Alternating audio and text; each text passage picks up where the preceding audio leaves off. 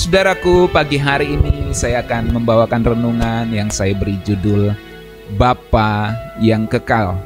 Saudaraku, saat kita merayakan sukacita Natal di bulan Desember ini, kita sering mikir tentang Tuhan Yesus sebagai bayi yang lahir di kandang dan kita pikir dia masih bayi terus.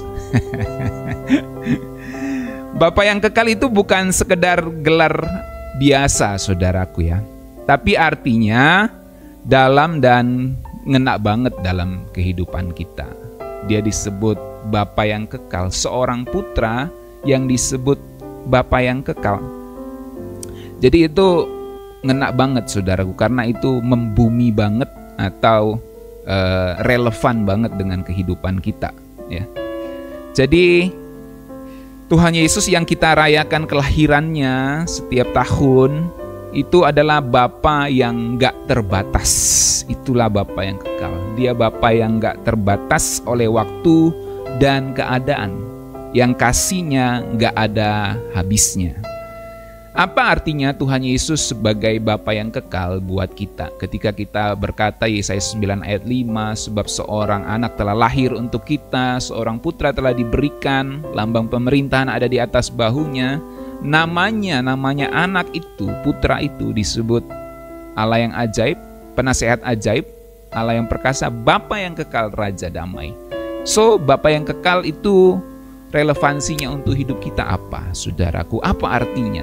Saudaraku, Bapa yang kekal bicara tentang kasihnya yang gak terbatas. Tuhan Yesus disebut Bapa yang kekal karena kasihnya itu gak ada batasnya, saudaraku.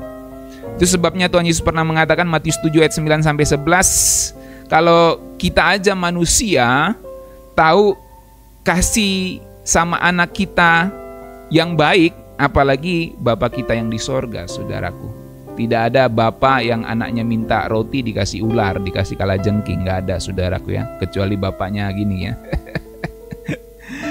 Jadi Bapa yang kekal itu nggak cuma kasih roti dan ikan, tapi dia kasih hidup yang kekal, saudaraku.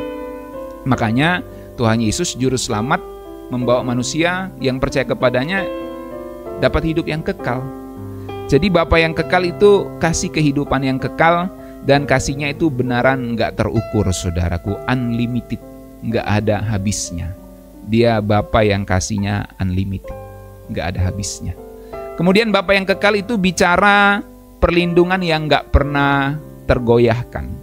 Sebagai Bapa yang kekal, Tuhan Yesus bukan cuma ngasih berkat kepada kita, tapi dia juga jadi pelindung kita yang gak akan pernah tergoyahkan. Seolah-olah dia kasih saja nih terus dia tinggalin, enggak. Dia kasih perlindungan yang tidak tergoyahkan. Mazmur 103 ayat 13 bilang, seperti Bapa sayang anak-anaknya, Tuhan sayang kepada orang yang takut akan Dia. Artinya Tuhan pasti cover, Tuhan pasti lindungi anak-anaknya yang takut akan Dia. Saudaraku, ketika hidup kita penuh dengan masalah, kita bisa pegang janji Tuhan bahwa Dia adalah Bapa yang kekal, yang gak akan ninggalin kita. Dia Bapa yang kekal, yang adalah benteng hidup kita, saudaraku. Kemudian Bapa yang kekal juga bicara tentang janji yang gak pernah pudar. Yesaya 49 ayat 15 bicara, sekalipun ibu bisa lupa, aku gak bakal lupa sama kamu. Kira-kira begitu bahasa sederhananya, saudaraku. Jadi Bapa di Tuhan digambarkan sebagai seorang ayah yang tidak akan pernah lupa sama anak-anaknya. Janji Tuhan tuh bukan janji yang sekedar diomongin doang, saudaraku. Mungkin kita bisa berjanji kepada seseorang, tapi mungkin kita lupa janji itu. Tapi Bapa di sorga kalau dia ngomong, kalau dia berjanji, dia nggak lupain. Dia nggak seperti lagu, kau yang berjanji, kau yang mengingkari, gitu ya, nggak, saudaraku ya. Bapa yang kekal itu setia banget sama janjinya. Makanya dia disebut Bapa yang kekal. Janjinya itu pasti nggak pernah membuat kita kecewa, saudaraku. Janjimu seperti fajar pagi hari yang tidak pernah terlambat bersinar, ya. Dia Bapa yang kekal seperti lagu kita tadi ya. Bapa yang selalu memegang janjinya, saudaraku. Saudaraku, dunia ini penuh janji yang bisa terpatahkan, janji yang bisa tidak dipenuhi, tetapi janji Tuhan itu nggak pernah berubah. Amin, saudaraku. Janjinya itu pengharapan yang nggak pernah hilang. Itu sebabnya dia disebut Bapa yang kekal. Dia Bapa yang berjanji dan memenuhi janjinya. Kemudian Bapa yang kekal bicara bahwa dia itu pribadi yang dekat dengan kita. Dia bukan Tuhan yang jauh di ujung dunia sana, saudaraku. Kita bisa memanggil dia sebagai seorang Bapa, seperti seorang Bapa. Karena memang dia adalah Bapa kita. Roma 8 ayat 15 bilang, kita sudah terima Roh Kudus, maka kita adalah anak-anak Allah yang bikin kita bisa manggil kepada Allah Bapa di sorga itu Aba, ya Bapa. Jadi Tuhan Yesus sebagai Bapa yang kekal itu ngajak kita untuk percaya hubungan yang dekat dengan Dia. Ketika kita percaya kepadanya, kita memiliki hubungan yang dekat dan kita bisa memanggil Dia sebagai Bapa. Kita tahu ada pribadi Allah Bapa dalam pengajaran Allah Tritunggal, tapi Sang Putra ini adalah gambar Bapa yang kelihatan untuk semua makhluk ciptaan, dan dialah Bapa yang kekal yang nampak untuk kita semua, saudaraku. Jadi kita panggil Tuhan Yesus juga sebagai Bapa. Dia anak, putra, tetapi dia Bapa yang kekal. Alkitab catat begitu, saudaraku. Jadi itu untuk menunjukkan betapa dekatnya dia dengan kita. Dia adalah gambar Bapa yang kemudian disebut Bapa yang kekal. Bapa yang kekal itu bukan cuma penguasa langit dan bumi. Tuhan kita Yesus Kristus bukan cuma penguasa langit dan bumi, tapi dia adalah Bapa yang dekat banget sama kita. Itu sebabnya dia disebut Bapa yang kekal. Dia nggak pernah jauh, saudaraku. Jadi pendeta saudara, gembala saudara ini mungkin bisa jauh dari saudara, bisa nggak ngerti saudara, bisa nggak pedulikan saudara, mungkin maybe saudara, ya. Karena manusia juga ini punya urusan masing-masing. Tetapi saya mau kasih tahu, Tuhan Yesus sahabat kita, Bapa kita yang kekal.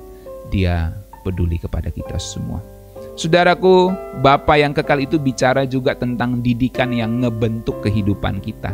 Seorang Bapa adalah seorang yang mendidik anak-anaknya. Jadi ketika Tuhan Yesus disebut sebagai Bapa yang kekal, dalam nubuatan Natal itu hendak menunjukkan bahwa dia bukan hanya mau mengasihi kita, dia bukan hanya mau menggenapi janjinya, dia bukan hanya dekat dengan kita, tapi dia mau ngebentuk kehidupan kita, saudaraku. Jadi ketika kita panggil dia sebagai Bapa yang kekal, kita harus siap dibentuk oleh didikannya Bapa kita. Ibrani 12 ayat 6 bilang bahwa Tuhan, Bapa kita di sorga, mendidik anak-anak yang dikasihinya, yang dianggapnya sebagai anak. Tuhan Yesus Bapa yang kekal nggak cuma sayang sama kita, ya, tapi dia ngebentuk kita buat jadi orang yang lebih kuat di dalam iman. Nggak ada Bapa itu yang nggak ngebentuk hidup anak-anaknya, saudaraku. Dia pasti ngebentuk. Dia mau anaknya jadi apa, dia bentuk sedemikian rupa supaya anaknya itu bisa seperti dirinya paling tidak, atau lebih berhasil daripada dirinya. Itulah kasih seorang Bapa, saudaraku. Jadi demikian Tuhan Yesus mendidik kita supaya kita hidup sesuai dengan kehendaknya. Didikan Tuhan itu nggak selalu enak tentunya. Namanya didikan, nggak selalu enak. Kadang kita harus dihajar, disesah, dinasehati, dimarahi, dan itu semua diataskan atas dasar kasih. Itulah didikan, saudaraku. Bahkan perjanjian lama di Amsal, didiklah anakmu dengan rotan. Ya. Jadi memang didikan itu tidak selamanya enak. Bahkan Ibrani mengatakan bahwa didikan itu menyesah, ya, disesah kita. Dan tidak ada didikan yang enak, saudaraku. Tidak semua didikan itu enak bagi yang dididik. Itu kadang menyusahkan, itu kadang menjengkelkan, tetapi itu semua ngebentuk, nge-shape, nge-form kehidupan kita, saudaraku. Itu semua ngebentuk kehidupan kita.